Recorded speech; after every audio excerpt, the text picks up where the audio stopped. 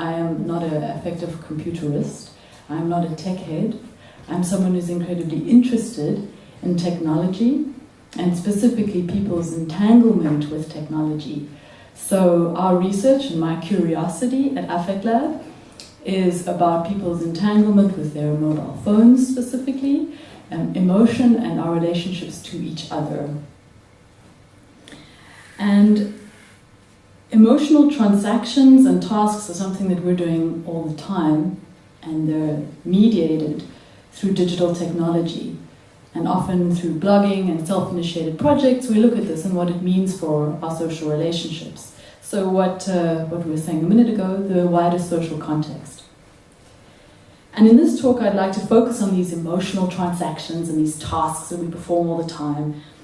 And what do they mean for our notions of intimacy? So to quote from an article in the Guardian newspaper, Japan's under 40s appear to be losing interest in conventional relationships. Millions aren't even dating, and increasing numbers can't be bothered with sex. For their government, celibacy syndrome is part of a looming national catastrophe. Japan already has one of the lowest birth rates. Its population of 126 million has been shrinking for the past decade. It's projected to plunge a further 1/3 by 2060. And a commentator in the article says, the country is experiencing a flight from human intimacy. So I was very interested in this article, and I pressed on a little further, and I went to some other sources to see, well, what do other media in other countries say about the same topic? And I found similar sentiments in the New York Times. Last year, an article was published to explore the idea that we're experiencing the end of courtship, so a related idea that hanging out is the new dating. Getting to know each other involves a rifle through a Facebook profile, followed by a string of text messages, some flirty, some cryptic, but mostly non-committal. If in between all the non-dates in the virtual world, there's actually a real-life hookup, it's most likely a group hangout with your online crush and their friends. I pressed on. I wanted to know more. I found a British journalist who wrote in The Telegraph that some virtual intrigue even becomes actual, real-life human interaction and perhaps more. But mostly, the journalist writes, I found myself in a perpetual state of limbo, stuck somewhere between a first encounter, a hookup, and a full-blown relationship. So to summarize the thread of these three articles, it seems a lot of people are more than just a little confused about what actual dating is. But if anything, this talk is not to emphasize that technology is to blame for some sort of lack of human intimacy, not at all. Rather, I want to explore the forms of intimacy emerging from our techno-human relationship, without creating categories of human on the one side and machine on the other. I want to look at this relationship as a union that deserves to be explored together, not separately, without trying to transport human pokes and senses and emotional experiences into data. It just reminds me of the idea that somehow we can capture human consciousness and download it into a machine. It's ridiculous.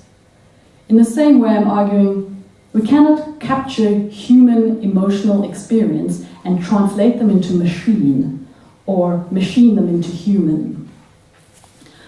What all these projects or case studies serve to show is, well, they're a very light-hearted commentary on a much more philosophical concept.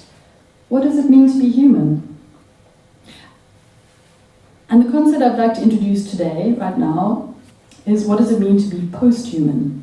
And by post-human, I mean post-biological existence, when we look beyond biology to an entity that incorporates the human and machine in an intimate hybrid.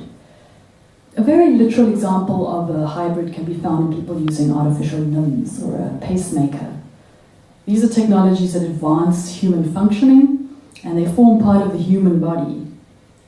But it shifts focus a little bit from something that neither entities can do on their own, only together. So in a machine-human hybrid, the world is rearranged. It goes beyond function and purpose to something else, something more open, something we can't even yet articulate. When you think of posthumans, people often think of the most extreme version, the idea of cyborgs, depicted in science fiction movies and films as these dramatic metal and flesh hybrids. We always tend to think of Arnold Schwarzenegger and the Terminator. And to expand on this, I want to take it in a slightly different direction. I'd like to turn to the great technoscience theorist and professor, the American writer Donna Haraway. She became very well known for, amongst other things, her Cyborg Manifesto, a paper she wrote on the subject in the 1980s. Her work is much less about these Hollywood Terminator types that we all know so well, but instead, her work interrogates what do we consider nature and what do we consider culture? And in this case, what do we consider human and machine? So she refutes the divisions between them, and she literally fuses them. She coined the term nature-culture, one word. She suggests that the social stuff that joins humans and machines is stuff that constitutes both. She calls it a kind of liveliness.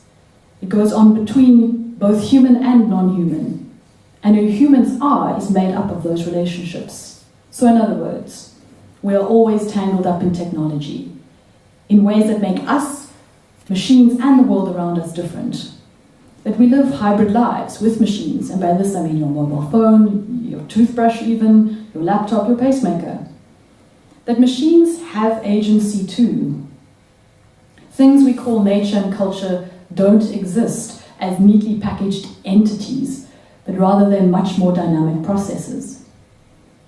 And like anything and any relationship, I think it's equally important that we acknowledge there's emotional baggage. Machines and people have history. That many, if not most technologies, were born through military means. If that was then, and this is now, how do we feel about participating in networks that use our emotional experiences and our memories as a way to make money? Your moment of intimacy, that photo you just posted to Facebook, well, it was used to create a new opportunity for a company to advertise their vacuum cleaner back to you and your friends. It might also mean that we can recognize intimacy for its very subversive qualities too. I recently came across a project by a Berlin artist called Melanie Bannejo. She takes selfies, but not in the way you know it. She's either crying in her selfies, she looks really depressed, extremely unattractive, and her series is titled The Anti-Selfie. So in trying to humanize technology, which I think many of these projects do, and in a very interesting way, it also says something interesting about us. How do we see ourselves in this techno-human relationship? Are we heroic humans at the center of all things? Are machines emotionally deficient orphans in the lab that need our help? Are we emotionally deficient humans in desperate need of machine loving? None of the above and all of the above. I think it's much more productive to focus on our new family and try and understand forms of intimacy in the context of our new family life, our nature-culture connections. Thank you.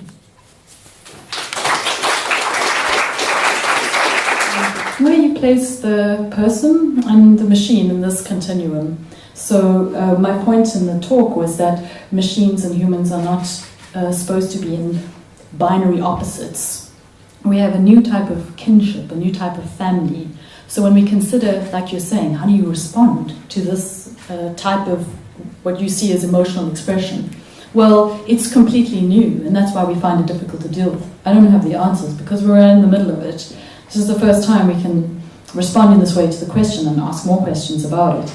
But my point is that we need to develop a new approach to how we think about that, not as a machine, a human, but rather as a machine-human combi, a kinship. It's a new thing.